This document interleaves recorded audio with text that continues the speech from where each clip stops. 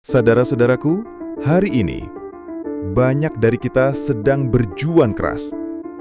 Harga kebutuhan naik, gaji tidak bertambah, pekerjaan semakin sulit dicari.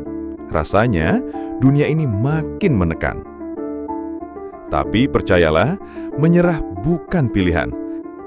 Mungkin kamu sedang bertanya, sampai kapan aku bisa bertahan? Karena selalu ada jalan bagi mereka yang mau berusaha.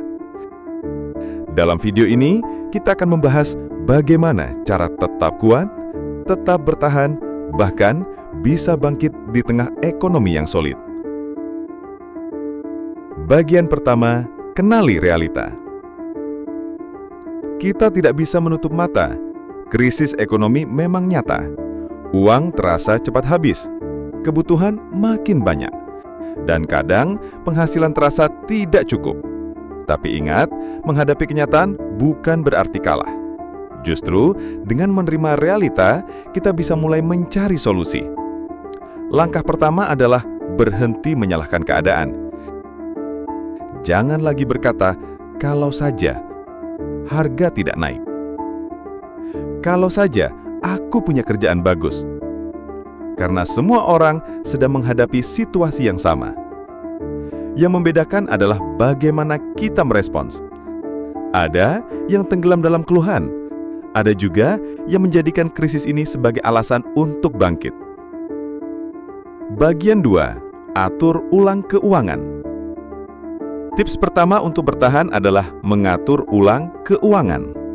Di saat ekonomi sulit, kita tidak bisa hidup dengan pola lama. Mulailah dengan mencatat semua pengeluaran, sekecil apapun itu. Bedakan antara kebutuhan dan keinginan. Misalnya, kebutuhan pokok seperti makan, listrik, transportasi, itu harus diprioritaskan. Sedangkan nongkrong di kafe, belanja barang yang tidak mendesak, itu bisa ditunda dulu. Ingat, bukan berarti kita tidak boleh menikmati hidup, tapi sekarang waktunya survival mode.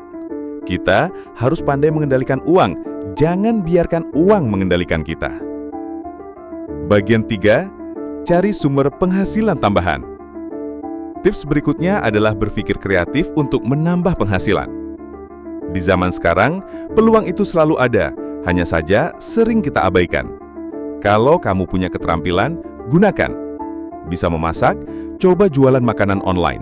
Punya HP, jadi reseller atau buka jasa kecil-kecilan.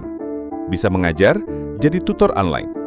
Bahkan, hal kecil seperti membantu tetangga, mengelola akun media sosial, atau ikut program afiliasi bisa jadi tambahan penghasilan. Jangan pernah remehkan penghasilan kecil, karena tetesan demi tetesan bisa jadi aliran sungai yang menyelamatkan hidup kita. Bagian 4, jaga mental dan semangat. Teman-teman, uang itu memang penting, tapi ada hal yang lebih penting, mental yang kuat. Banyak orang jatuh bukan karena benar-benar miskin, tapi karena kehilangan semangat. Krisis ini adalah ujian. Kalau kita kuat mentalnya, kita bisa melewati badai ini. Caranya, batasi berita negatif yang membuat panik.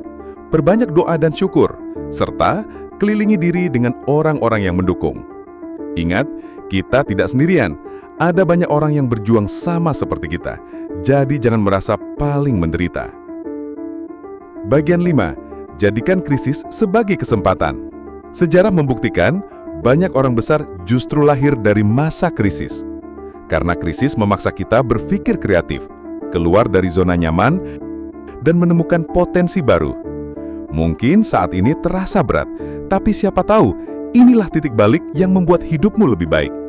Daripada hanya menunggu keadaan membaik, jadilah orang yang justru membaik di tengah keadaan sulit. Teman-teman, jangan pernah menyerah. Krisis ekonomi bukan akhir dari segalanya. Atur keuanganmu, cari peluang baru, dan jaga semangatmu. Ingat, badai pasti berlalu, dan setelah badai, selalu ada pelangi. Jadi, kuatkan hati, terus melangkah, karena masa depan hanya dimenangkan oleh mereka yang tidak berhenti berjuang.